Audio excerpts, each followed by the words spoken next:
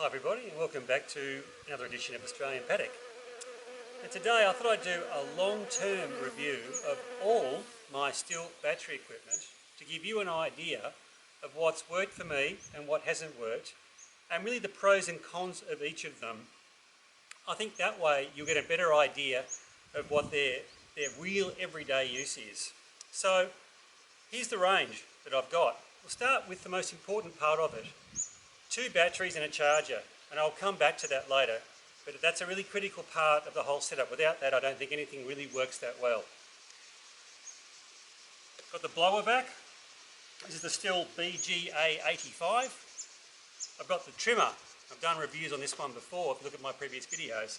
This is the Stihl HSA66. This is an interesting one, the chainsaw. This is the Stihl MSA 160C. And then finally, over here, we've got the motor mower, which is the Stihl RMA 510. And you can see, I hope you can see, I haven't even cleaned these. This is exactly how they live in the shed. That way you can see what they look like after at least 2 years of use for each one of them. So what I'll do is, I'll step through each one and I'll give you a rundown of what's worked and what hasn't worked and whether I still like the tool. So let's start with the blower back. This is probably my most used tool. I really like this tool. I'll just say quite quickly, my personal summary of it is, there's absolutely nothing wrong with it. It's powerful and it works well. What I particularly like about it with the battery, of course, is that you don't have to start it or stop it. But more importantly, I never run out of battery power on this. I've never had to change the battery. So that's a really critical thing. When I put the battery in, it's nicely balanced and it's just powerful and it just works every single time I use it. There's no noise, there's no rattles. It's quite dirty inside, it's quite dirty on top, and it just doesn't have any problems. I would highly recommend this after 3 years. I think I've owned this one. So definitely a tool that you would have in your armoury and one I wouldn't hesitate in recommending. Although, one caveat might be that there's no suction on these types of units that you might get on a petrol one. Just bear that in mind. The second tool that I would highly recommend, with some caveats, is this trimmer, the HSA 66 trimmer. Now, again, what's good about it is the fact that it's battery, and like the blower back, it never runs out of power. I've never had to change a battery during usage. That's just for personally around the house. So it's easy to carry and you don't have to even think about bringing backup equipment with you. Now, over years of use, this is all still intact, by the way, no damage on that, and that seems to work all right. The caveat is, on some material, and I find particularly here on very green material like wattles, acacias, that the blades here can get quite sticky. And in fact, there's actually, you probably can't see it very well, but there's stuff stuck to this. You must maintain this after each use with a spray lubricant. I use the Briggs & Stratton lubricant for this, and without that it will seize up. I have had to take it apart a couple of times, which is actually not that difficult. There's just screws along here, but I have had to take this apart. Again, very dirty inside, but it doesn't matter. It still works perfectly every single time. So bearing in mind that you must keep this clean and even take it apart and actually clean the blades, I would recommend maybe once a year. This is a very good tool. I would recommend it with those caveats.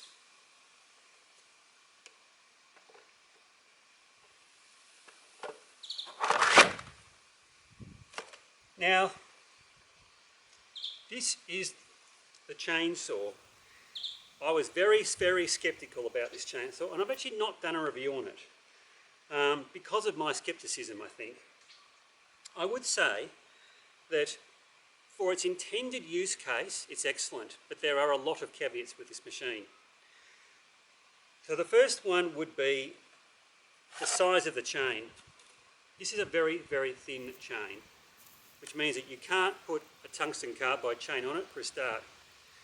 I've gone through 3 chains in 3 years, to give you an idea. They're not that expensive, but these wear out very quickly and they go blunt very quickly. If you hit a bit of dirt, it's all over for the day.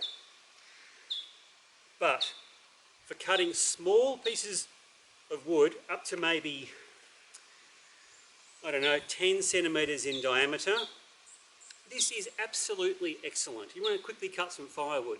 The reason it's good is because even though it's a chainsaw, it's extremely safe. This is it running. I'll put a battery in for you. Now, I don't have any safety equipment on, so please don't criticise me, but I'll just show you quickly. If this is a real chainsaw, you wouldn't be doing this. That's unlocked. And that's very safe. Still has a lockout, take the battery out, and it's made safe again. Excellent for cutting up small branches, cutting up firewood quickly, where you just don't want to go out and fire up the big chainsaw. The important thing about this chainsaw, though, is that you also need 2 batteries. Battery lasts about half an hour. Now, depending on what you're cutting up, that might be enough. And you can cut a lot in half an hour. And even a regular chainsaw will only last about half an hour on fuel. So you could actually argue that it's equivalent to a full-blown chainsaw. And I do have my full-blown chainsaw here. This is my Stihl MS271 Farm Boss. And as you can see, it's a bigger chainsaw. If you're working on a farm, you need 2 chainsaws, maybe even 3, or at least a couple of bars. So I brought it here to show you what you really need in your full setup. Each of them have their caveats. This is a big, heavy unit, and not that great for cutting small stuff. But it's powerful and it's easy to maintain. I've got a tungsten carbide blade of it. And this is smaller and lighter, which is just perfect.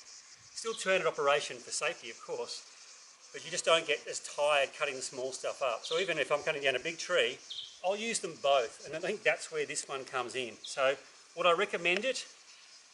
Not well, with caveats, yes, but you might be better off with another smaller chainsaw. I think that the main difference though is the width of the blade.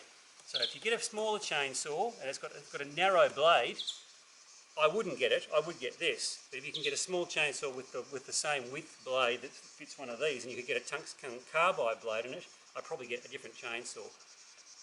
But very, very convenient. So the last unit I would talk about is the RMA 510 mower, and I had a good review on this. And somebody did ask me the other day, could I do a follow-up review? So look, it's quite old now, and it's dirty. See, I just wanted to show you. But you know what? Inside here, it is crystal clear, crystal clear. None of this is broken, nothing has fallen off. It's absolutely still rock solid. Everything is still intact, every cable is fine, no worries at all. And you can see from my beautiful lawn what a wonderful job it does. We're in the height of summer. 2 days ago it was 40 degrees here in the shade, so it's been a bit warm.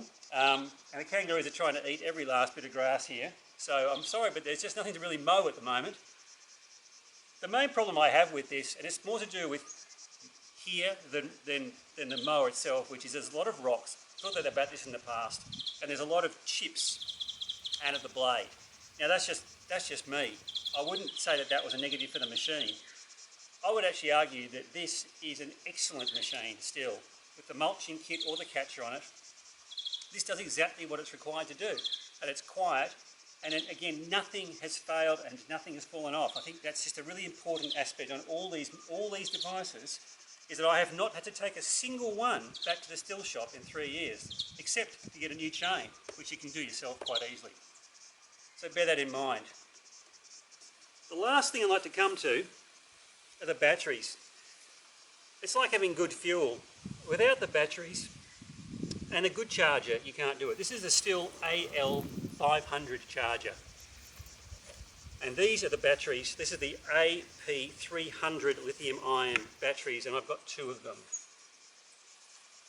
Without this particular setup, particularly the higher powered units like the mower and the chainsaw would not function properly. I get half an hour out of the chainsaw and the mower because of this system. And I can recharge one of these during the half an hour that these 2 are operating. So I'm actually never out of power with the 2 batteries. I think that's a really important thing.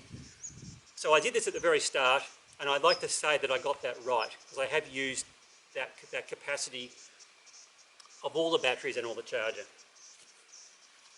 So I hope that gives you a bit of an idea of my experience with these units. I'm happy to answer any questions that you might leave below. And if you like my videos, please subscribe. And if you have any suggestions for videos, like I've had a few good ones already, then please let me know. I really appreciate that. I'm more than happy to come back and talk about specifics. Right, well, I hope you enjoyed that video, and I will see you again next time.